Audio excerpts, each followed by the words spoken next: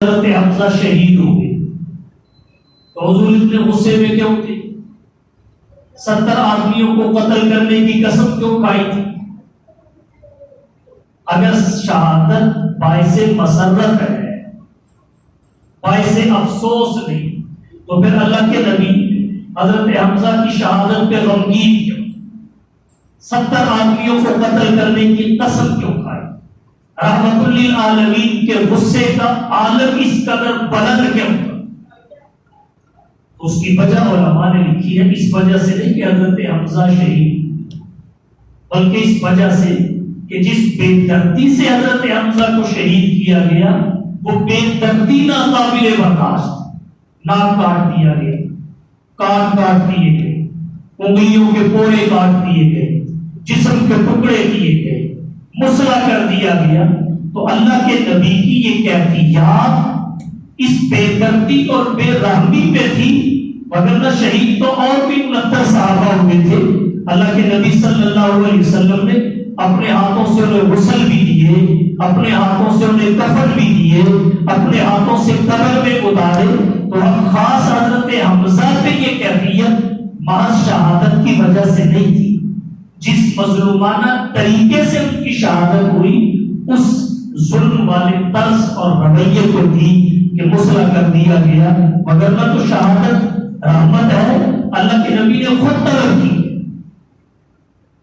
اور اگر کوئی شخص کسی عزیز کی شہادت پہ روتا بھی ہے تو اس کا یہ مطلب نہیں کہ وہ شہادت پہ مطمئن نہیں یا وہ اسے مصیبت سمجھتا ہے، بلکہ رونے کا سبب یہ ہوتا ہے کہ یہ بندہ مجھ سے بچھڑ رہا ہے، قیامت سے پہلے میں اس سے مل نہیں سکتا، اگر رہتا تو میں ملتا. اور یہی وجہ میت پہ رونے کی ہے، وہاں آنسو بہانے کی ہے کہ وہاں بھی ملاقات اب اگلے جہان جا کے ہوگی دنیا میں. تو فرقت تو شہید ہو یا غیر شہید ہو، جو بھی اس دنیا سے رخصت ہو اس کی پیچھے رہنے والوں سے پیدا ہو گئی. اب پیچھے رہنے والوں کی جتنی بھی زندگی ہو اس زندگی میں اس سے ملاقات ختم ہو جاتی ہے، اور یہی ہونے کا سبب ہے. وگرنہ یہ نہیں وہ پچھتا رہا ہوتا ہے کہ یہ عزیز شہید کیوں ہوا ہے. تو شہادت پہ غم نہیں ہوتا، بچھڑنے پہ غم ہوتا ہے، فرقت پہ غم ہوتا ہے، جدائی پہ غم ہوتا ہے. اور اس کی ایک مثال ہمارے معاشرے میں موجود ہے. جب کوئی باپ اور ماں اپنے بیٹے کو محنت مزدوری کے لیے یہاں سے سعودی عرب بھیجتے ہیں، ایئرپورٹ پہ چھوڑنے کے لیے جاتے ہیں، بیٹے کی آنکھیں بھی برس رہی ہوتی ہیں، پلکیں چھلک رہی ہوتی ہیں، اور ماں باپ کا سینہ بھی ہنڈیا کی طرح جوش مار رہا ہوتا ہے. اب کیا وہ اس کے جانے پہ پچھتا رہے ہیں؟ بھیجنے والے بھی تو خود ہیں، پیسہ بھی تو خود خرچ کیا ہے، تو پھر غم کس چیز کا ہے؟ اس کے جانے پہ نہیں. جانے پہ تو خوشی ہے کہ کمائی کرے گا، جانے پہ تو خوشی ہے کہ امیر بنے گا، جانے پہ تو خوشی ہے کہ اپنے پاؤں پہ کھڑا ہوگا، جانے پہ تو خوشی ہے بیت اللہ کا طواف کرے گا، جانے پہ خوشی ہے حجر اسود کو بوسہ دے گا، جانے پہ خوشی ہے منتظم سے چمٹ کے دعائیں کرے گا، جانے پہ خوشی ہے حتیم میں سجدہ رضیاں کرے گا، جانے پہ خوشی ہے میزان رحمت کے نیچے ہاتھ اٹھائے گا، جانے پہ خوشی ہے رکن یمانی کو دیکھے گا، جانے پہ خوشی ہے زمزم پیے گا، جانے پہ خوشی ہے صفا اور مروہ میں سعی کرے گا، جانے پہ خوشی ہے روزے رسول پہ حاضری دے گا، جانے پہ خوشی ہے جنت البقیع کا نظارہ کرے گا. تو یہ آنسو کس چیز کے ہیں؟ یہ آنسو جدائی کے، کہ 2-3 سال سے پہلے ملاقات نہیں ہو، حالانکہ اس کا واٹس ایپ بھی آن ہوگا، لائیو کال پھر بھی ہو سکتی، ای میل پہ بھی بات کر سکتا ہے، فون بھی کر سکتا ہے. اور جو شہید یہاں سے وہاں چلا جائے نہ وہ ای میل پہ بات کر سکتا ہے نہ واٹس ایپ پہ. تو یہ جو غم ہے شہادت کا نہیں ہے، یہ بچھڑنے کا ہے، فرقت کا ہے، جدائی کا ہے. اگر نہ امت مسلمہ سمجھتی ہے شہید اللہ کے نزدیک پسندیدہ آدمی ہوتا ہے، شہید اللہ کا حبیب ہوتا ہے. اب اگر کوئی کہہ دے ہمیں حضرت حسین کی شہادت پہ جو غم ہے وہ بھی اسی بات پہ ہے کہ وہ ہم سے بچھڑ گئے. اگر کوئی کہے ہم بھی اسی لیے غم کرتے ہیں کہ ہم بھی بچھڑ گئے، تو بھائی ہم تو غم تب کریں جب ہم ان کے ساتھ ہوں. ہم تو پہلے ہی ان کے ساتھ نہیں تھے. 1400 سال کا فاصلہ ہے شہادت حسین میں اور ہمارے تو. یہ غم صحابہ کو تھا جو حضرت حسین ابن علی کے ساتھ تھے اور حضرت حسین ان سے بچھڑ گئے. اور ایک بات میں یہاں اور بات، شہادت عظمت ہے، نعمت اور رحمت ہے، قابل رغبت اور شوق ہے، اور یہ عطائی منصب ہے، کسبی نہیں. بندہ خود شہادت نہیں لیتا، شہادت اللہ دیتا ہے. ہر مرنے والا شہید بھی نہیں ہوتا. ہمارے معاشرت شہادت ایک مخفی عمل ہے، جیسے ایمان ایک مخفی چیز ہے. اس کی کچھ ظاہری علامات ہیں، یہ قرار باللسان ہے، اعمال صالحہ، یہ ظاہری علامات ہیں. ورنہ علم کلام کے ماہرین نے لکھا ہے ایمان کیا ہے؟ التصدیق بما جاء به النبی علیہ السلام. تصدیق قلبی احناف کے نزدیک اصل ایمان تصدیق قلبی ہے. اور یہی وجہ ہے تصدیق کبھی ثبوت کو قبول نہیں کرتی. اقرار باللسان حالت اقرار میں ثبوت کو قبول کر لیتا ہے، مگر التصدیق لا يحتمل السکوت. یہ سکوت اصل ایمان کی ہے. التصدیق بما جاء به النبی علیہ السلام مال ایمان. تو جیسے ایمان ایک مخفی عمل ہے. ایک شخص ہو سکتا ہے اپنے آپ کو مومن کہے، ان اللہ کو مومن نہ، یہ تو اللہ ہی جانتا ہے مومن ہے یا نہیں. اگر اللہ نہ کہتے ہمیں کیسے پتا چلتا؟ وَمِنَ النَّاسِ مَن يَقُولُ آمَنَّا بِاللَّهِ وَبِالْيَوْمِ الْآخِرِ وَمَا هُم بِمُؤْمِنِينَ إِذَا جَاءَكَ الْمُنَافِقُونَ قَالُوا نَشْهَدُ إِنَّكَ لَرَسُولُ اللَّهِ وَاللَّهُ يَعْلَمُ إِنَّكَ لَرَسُولُهُ وَاللَّهُ يَشْهَدُ إِنَّ الْمُنَافِقِينَ لَكَاذِبُونَ. منافق جھوٹے ہیں. بات کو کیا کہہ رہے تھے؟ إِنَّكَ لَرَسُولُ، تو اللہ کا رسول ہے. اب تو اللہ کا رسول ہے، بات تو سچی ہے. اللہ کہہ رہے ہیں ان المنافقین لکاذبون، اور ساتھ یشہد کا صیغہ بھی ہے، واللہ یشہد ان المنافقین لکاذبون. علم معانی کے ماہرین نے یہاں ایک نقطہ اٹھایا، غالباً صاحب مختصر المعانی نے بھی اس پہ پاس کہ انک لرسول، انہوں نے کہا کہ آپ اللہ کے رسول ہیں. تو یہ جھوٹ کیسے؟ فرماتے ہیں انہوں نے اس کو شہادت سے تعبیر. شہادت اور ایمان وہ ہوتا ہے کہ جو صرف زبان پہ نہ ہو، دل میں بھی ہو. اور ان کی صرف زبان پہ تھا، دل میں بھی. اس لیے اللہ نے بات سچی ہے انہیں جھوٹا کہا. واللہ یشہد ان المنافقین لکاذبون. اگر اللہ نے کہتے تو کیسے پتا چلتا؟ وما هم بمؤمنین نہ آتا، زبان سے تو وہ کلمہ پڑھ رہے تھے، آمنا باللہ وبالیوم الآخر. تو یہ ایمان ایک مخفی امر ہے. قیامت کے دن پتا چلے گا کتنے ایمان کے دعوے دار ایمان سے خالی ہیں. اسی طرح شہادت بھی ایک مخفی امر ہے، مخفی امر. یہ بھی آگے جا کے پتا چلے گا. بہت سارے ایسے ہیں ہم انہیں شہید سمجھ کے پروٹوکول دیتے ہیں، اللہ جانتا ہے وہ شہید ہے بھی یا نہیں. اور بہت سارے ایسے ہیں جو مرتے ہیں، ہم انہیں شہید نہیں سمجھتے، اللہ کے ہاں ہو سکتا ہے وہ شہید ہو. تو جیسے ایمان ایک مخفی امر ہے، اسی طرح شہادت بھی ایک مخفی امر ہے. اور یہ انسان اپنی محنت سے حاصل نہیں کر سکتا، جد و جہد سے حاصل نہیں کر سکتا. اللہ چاہے تو دیتا ہے، مگر نہ خالد جتنی بھی جنگوں میں شریک ہوں اللہ نہیں دیتا. اور امام بخاری نے ایک صحابی کی نشاندہی کی ہے جلد ثانی کتاب المغازی. ان کا نام عامر بن ثابت. ایک جنگ میں آئے، لڑتے دیکھا، حضور صلی اللہ علیہ وسلم کے صحابہ کو لڑتے دیکھا، کہا میرا بھی لڑنے کو جی کرتا ہے. حضور نے فرمایا پہلے کلمہ پڑھو. کلمہ پڑھ لیا، ایمان لے آئے، تلوار لے کے میدان میں اترے، شہید ہو گئے. حضور نے فرمایا اگر کسی نے جنتی دیکھنا ہو تو اس امر کو دیکھے. نماز بھی کوئی نہیں پڑھی، روزہ بھی کوئی نہیں رکھی، اب کتنی دیر لگی؟ شہید ہو گئے. اور ادھر کتنی جنگوں میں شہید ہوئے؟ شہادت نہیں. تبھی موت دنیا سے گئی. بعض دفعہ بندہ مرنا چاہتا ہے، اللہ کی طرف سے منظور نہ ہو تو زہر کھا کے بھی نہیں مرتا. بعض دفعہ بندہ مرنا نہیں چاہتا، اللہ کی طرف سے منظور ہو تو ٹھوکر کھا کے مر جاتا ہے.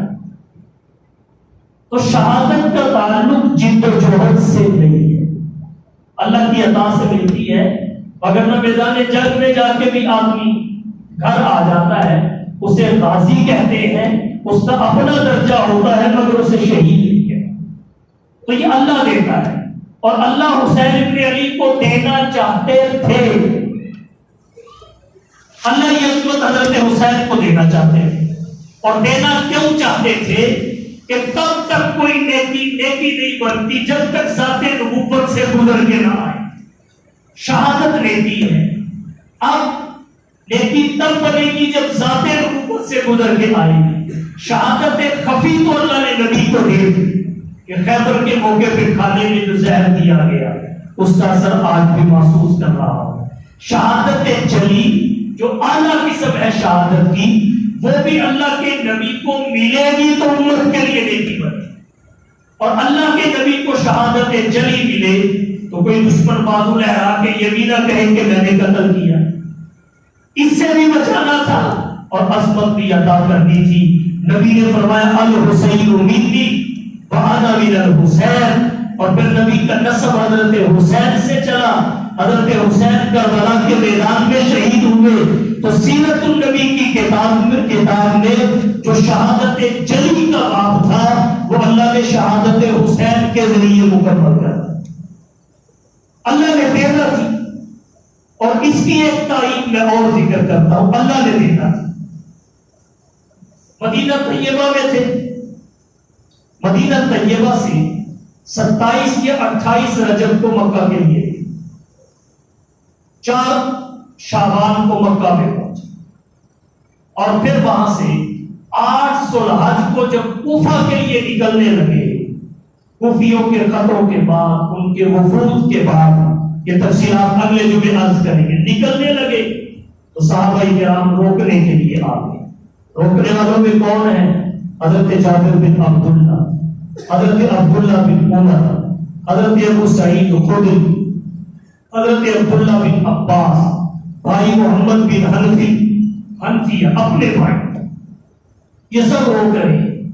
روایات میں آتا ہے حضرت عبداللہ بن عباس نے تو یہاں تک کہہ دیا کہ اے حسین، اگر مجھے یقین ہو کہ میں آپ کی اونٹنی کے آگے لے جاؤں اور وہ مجھے روند کر گزرے اور آپ پھر بھی رک جائیں، میں آپ کی اونٹنی کے آگے، سواری کے آگے لے جاؤں اور وہ مجھے روند دے اور پھر آپ رک سکے تو میں اس قربانی کے لیے بھی تیار ہوں.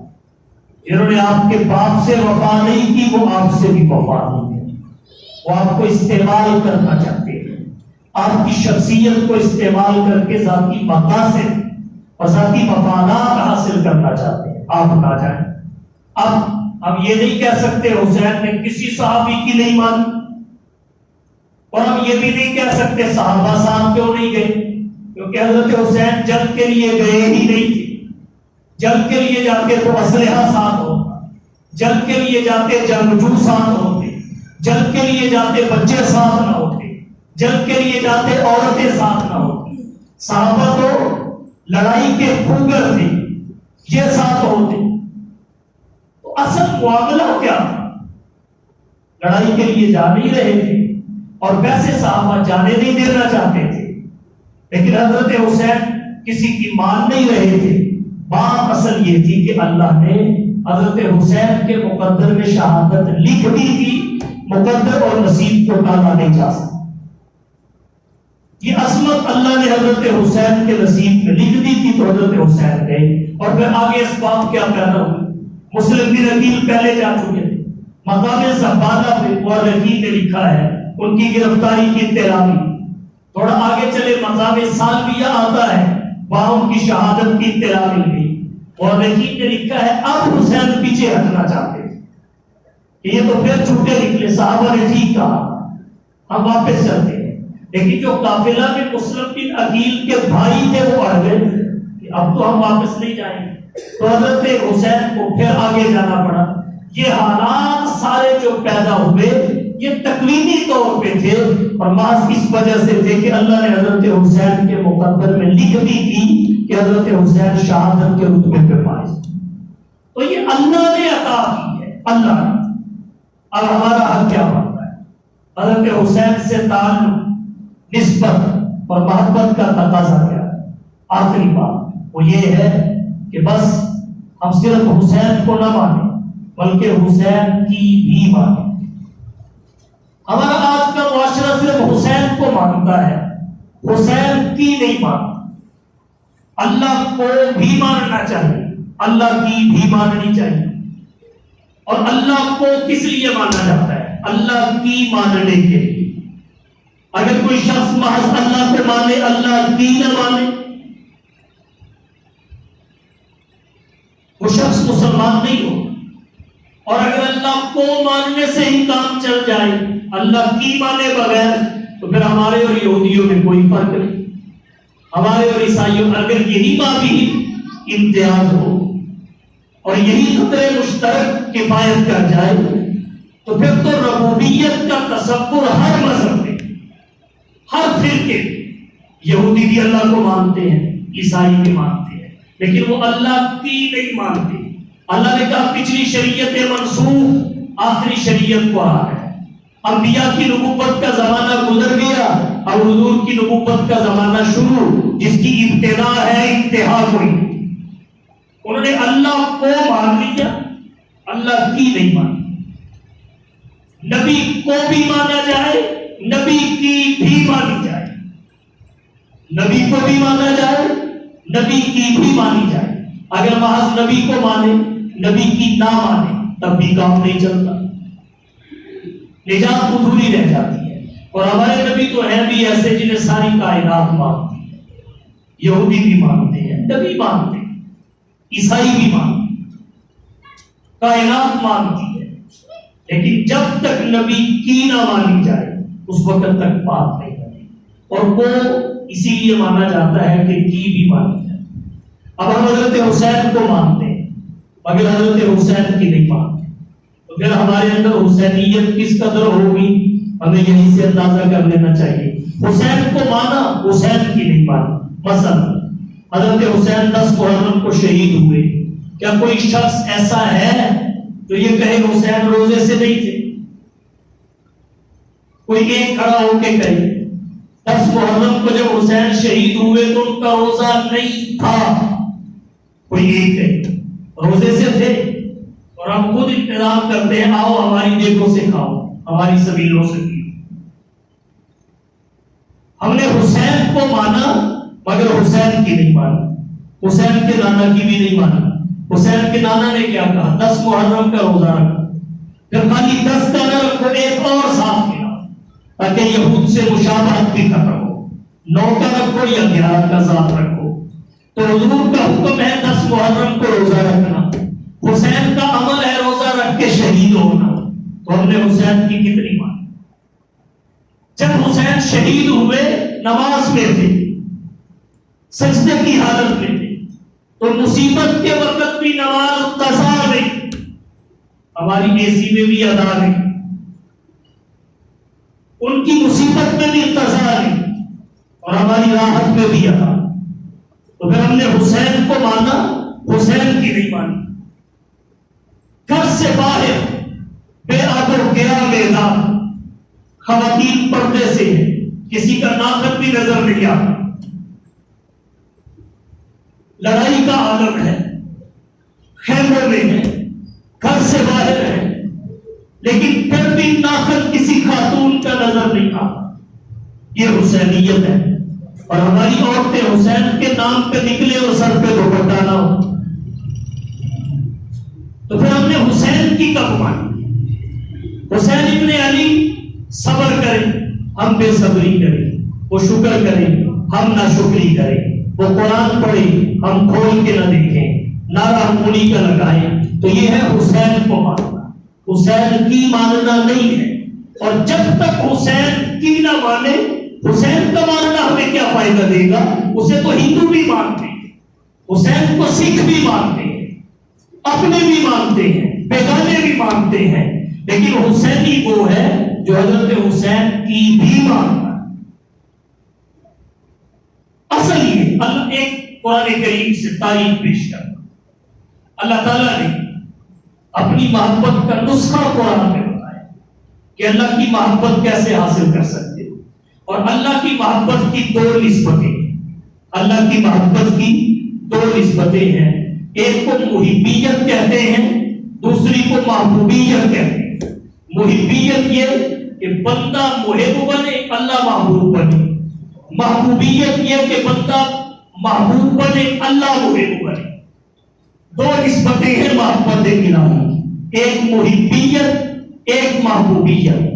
اگر کسی کے دل میں خیال پیدا ہو مجھے محبت الہی حاصل ہو، میں اللہ کا محب بھی بنوں، اللہ کا محبوب بھی بنوں، تو اللہ نے اس کا قرآنی نسخہ کیا بتایا؟ فرمایا قل، ابھی فرما دیجئے، ان کنتم تحبون اللہ، اگر تم اللہ کی محبت چاہتے ہو اس کی نسبتوں سمیت، تو نسخہ کیا ہے؟ فاتبعونی، انہیں کہو میری اتباع، فاتبعونی، میری اتباع کرو. یہاں نقطہ سمجھیے، پیچھے ہے تحبون اللہ، آگے ہونا چاہیے تھا فاحبونی، مجھ سے محبت کرو، لیکن اللہ نے ایسا نہیں فرمایا بلکہ فرمایا فاتبعونی، نبی نے کہو کہ میری اتباع کرو. احبونی نہیں فرمایا. کیوں؟ اس لیے کہ محبت کا دعویٰ تو کوئی بھی کر سکتا ہے، محبت کا دعویٰ کوئی بھی کر سکتا ہے، اور اتباع وہی کرے گا جو حقیقت میں محب ہوگا، حقیقت میں محب ہوتا ہے. اور اتباع طبیعہ سے نکلا ہے. ہماری فقہ کی کتابوں میں زکات کا باب آتا ہے، طبیعہ گائے کے بچے کو کہتے ہیں. اور علم الحیوان کے ماہرین نے لکھا ہے گائے کا جو بچہ طبیعہ کہلاتا ہے اس کی شان یہ ہوتی ہے وہ ماں کے پیچھے پیچھے چلتا ہے، اپنی عقل کے پیچھے نہیں چلتا. گرمی کے موسم میں ماں سائے کو چھوڑ کے دھوپ میں آ گئی تو وہ بھی پیچھے، سردی کے موسم میں دھوپ کو چھوڑ کے پانی میں چلی گئی تو بچہ بھی پیچھے. اپنی عقل کے پیچھے نہیں چلتا، ماں کے پیچھے چلتا ہے. اسی سے اتباع بنا جس میں پیغام اور میسج یہ چھپا ہوا ہے کہ تم نے اپنی عقل کے پیچھے نہیں چلنا، نبی کے پیچھے چلنا ہے. نبی کی بات سمجھ میں آئے تب بھی ماننی ہے، سمجھ میں نہ آئے تب بھی ماننی. اور یہ اس وقت ہوتا ہے جب انسان محبت کے کمال میں پہنچ جائے. تو فاتبعونی کا لفظ بتاتا ہے، احبونی نہیں کہا، کیونکہ یہ کون نہیں کہتا کہ مجھے نبی سے محبت. ہر کوئی کہتا ہے محبت کا، ہر کوئی دعویٰ کرتا ہے، لیکن کس کے دعوے میں صداقت ہے کس میں نہیں ہے یہ پتہ چلتا ہے اتباع مصطفیٰ سے، محبت کے تقاضے پورے کرنے سے. تو اس لیے احبونی نہیں فرمایا، فاتبعونی فرمایا کہ نبی سے محبت کا دعویٰ کافی نہیں ہے، محبوب کی اتباع ضروری. اور پھر قرآن کریم کی بلاغت کلامی دیکھی، فاتبعوا النبی بھی نہیں کہا، فاتبعوا الرسول بھی نہیں کہا کہ کوئی بعد میں نبوت اور رسالت کا دعویٰ کر کے اپنے اوپر فکر نہ کر. ختم نبوت کا کیسے عجیب طریقے سے اظہار کہ اللہ نے فرمایا کہ یہ کہو فاتبعوا النبی نہیں بلکہ فاتبعونی، واحد متکلم کی زمین کہ اتباع میری کرنی ہے. محمد بن عبداللہ بن عبد المطلب بن ہاشم بن عبد مناف بن قصی بن کلاب بن مرہ، فاتبعوا النبی نہیں کہا، وگرنہ غلام احمد قادیانی کہتا میں بھی نبی ہوں. فاتبعوا الرسول نہیں کہا. تو اتباع کو اللہ نے جوڑا ذات محمد کے ساتھ، ذات محمد کی اتباع، یہ اظہار ختم نبوت ہے. تو فاتبعونی، اب یہاں ہونا چاہیے تھا فاحبونی، لیکن نہیں، فرمایا فاتبعونی، کیونکہ نبی سے صرف نسبت کا اظہار کافی نہیں، نبی کی اتباع ضروری ہے. تو حسین سے بھی محض نسبت کا اظہار کافی نہیں، اتباع حسینی ہوگی تب تقاضے پورے ہوں گے. اور ہم کیا کرتے ہیں؟ ہم حسین کو مانتے ہیں، حسین کی نہیں مانتے. حسین نے ابو بکر کا احترام کیا. اگر حسینی ہو بے توقیری کرے ہو ہی نہیں سکتا. حضرت عمر سے رشتہ داری ہوئی, حضرت عمر سے وظیفے لی. تبری نے لکھا ہے حضرت عمر رضی اللہ تعالی عنہ نے اپنے بیٹے عبداللہ بن عمر کے سالانہ وظیفہ جاری کیا 5,000 اور حسن حسین کے لیے جاری کر دیا 50,000. تفاوت تھا, فرق تھا. حضرت عبداللہ بن عمر نے کہا ابا جان اپنے شرح صدر کے لیے ایک بات پوچھنا چاہتا ہوں. جب میں جنگیں لڑا کرتا تھا یہ حسن و حسین چھوٹے چھوٹے بچے تھے, مدینے کی گلیوں میں کھیلا کرتے تھے, میں بدر و احد میں لڑائیاں کرتا تھا. میرا وظیفہ تھوڑا, ان کا زیادہ کیوں؟ اور میں اس لیے کہ تیرا ابو عمر ہے, ان کا ابو علی ہے. اب اس کا مطلب یہ نہیں کہ علی کی شان حضرت عمر سے زیادہ ہے, شان حضرت عمر کی ہی زیادہ ہے, مگر عمر کے ہاں حضرت علی کا احترام بہت زیادہ ہے. عمر کے ہاں حضرت علی کا احترام بہت زیادہ ہے. ایک جنگ سے کپڑے آئے, سب میں تقسیم کر دیے, حسنین کریمین کو دے. صحابہ کرام نے سمجھا شاید نہیں دیں گے. کسی نے پوچھا ان کو نہیں دیے, انہوں نے کہا ان کی شاید شان کپڑا کوئی نہیں, تو پھر ہم دو گے بھی نہیں. اور میں نہیں, جیسے ان کو دوں گا ویسے کسی کو نہیں دیے ہو. میں نے ان کے لیے یمن میں آدمی بھیجا ہوا, وہ اسپیشلی چادریں لائے گا اور وہ میں شہزادوں کو پہناؤں گا. جب یمن سے چادریں آئی حضرت عمر رضی اللہ تعالی عنہ نے ایک حضرت حسن کو پہنائی, ایک حضرت حسین کو پہنائی. جب دونوں نے پہن لی تو پھر ایک جملہ حضرت عمر نے کہا جو مورخین نے لکھا, فرمایا الآن طابت نفسی, اب میرا جی ٹھنڈا ہو, اب میرا دل راضی ہو. یہ محبت تھی. حضرت حسین کو نہ مانا جائے محض, حسین کی بھی مانی جائے. جن سے حسین نے محبت کی ان سے محبت کی جائے. جن کا حسین نے احترام کیا ان کا احترام کیا جائے. جن سے حسین کی رشتہ داریاں ہوئی ان کی محبت کو دل میں جگہ دی جائے. حسن حسین نے صحابہ و اہل بیت کی محبت کو جمع کیا. حسن حسین نے صحابہ و اہل بیت کی محبت کو جمع کیا. حسن حسین نے تعلقات صحابہ سے رکھے. حسن حسین نے سفر و حضر کا زمانہ صحابہ کے ساتھ گزارا. تو حسین کی ماننے والا اہل بیت کے نام پہ صحابہ کی توہین نہیں کر سکتا, صحابہ کے نام پہ اہل بیت کی توہین نہیں کر سکتا. دونوں کا احترام کرے گا, یہ حسینیت ہے. اور پھر ابو بکر کے نبی کے پاس اس لیے آئے تھے کہ سب کچھ لٹا کے گالیاں کھاؤ. حضرت عمر کے نبی کے پاس اس لیے آئے تھے کہ بیت اللہ کا دروازہ بھی کھلوا دوں, بیت المقدس کا بھی کھلوا دوں, بادشاہوں کے بھی سرانے اینٹ رکھ کے سو, کنکریوں کا بستر بچھا کے سو, اور پھر گالیاں کھاؤ. کہ اللہ نے عمر کے قول کو قرآن اس لیے بنایا تھا کہ عمر کی بے توقیری کی جائے. کہ عثمان ڈیل کر کے سب کچھ نہیں حاصل کر سکتا تھا, بے دردی کے ساتھ شہید ہونا اس لیے گوارا کیا تھا. نبی کے دین اور نصیحت و وصیت کے ساتھ وفا اس لیے کی تھی کہ حضرت عثمان پہ تبرہ کیا جائے.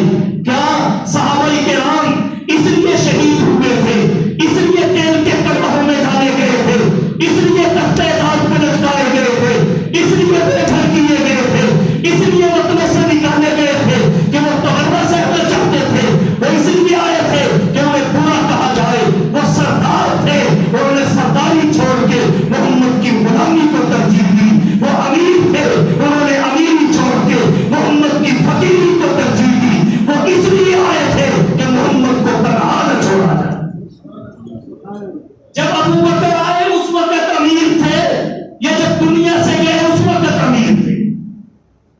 جب حضرت عثمان آئے اس وقت امیر تھے, یہ جب دنیا سے گئے اس وقت امیر تھے. مجھے بتائیے انہوں نے کیا نہیں دیا اور انہوں نے دنیا لی کون سی ہے؟ تو حضرت حسین کی سنت یہ ہے کہ جو حسین سے اوپر حسین کے محسنین ہیں ان کا احترام کیا جائے, نمازوں کی پابندی کی جائے, پردہ کیا جائے, صبر کیا جائے, شکر کیا جائے, 10 محرم کو روزہ رکھا جائے. جب تک ہم حسین کو مانیں گے اور حسین کی نہیں مانیں گے ہم حسینی نہیں بن سکتے جتنے بھی جتن کریں. اور جب ہم حسین کی مانیں گے پھر ہمیں کہنا نہیں پڑے گا ہم حسین کو مانتے ہیں. پھر ہماری زندگی بتائے گی یہ حسینی ہے. پروانہ وہ نہیں ہوتا جو بول کے کہے گا پروانہ. پروانہ بول کے نہیں بتاتا میں پروانہ ہوں، وہ شمع پہ جل کے دکھاتا ہے میں پروانہ. تو حسین کو اپنا کے تو دیکھو، نہ نبی بنانے کے لیے ہے اپنانے کے لیے ہے، نہ حسین بنانے کے لیے ہے اپنانے کے لیے ہے، نہ دین بنانے کے لیے ہے اپنانے کے لیے ہے. منانا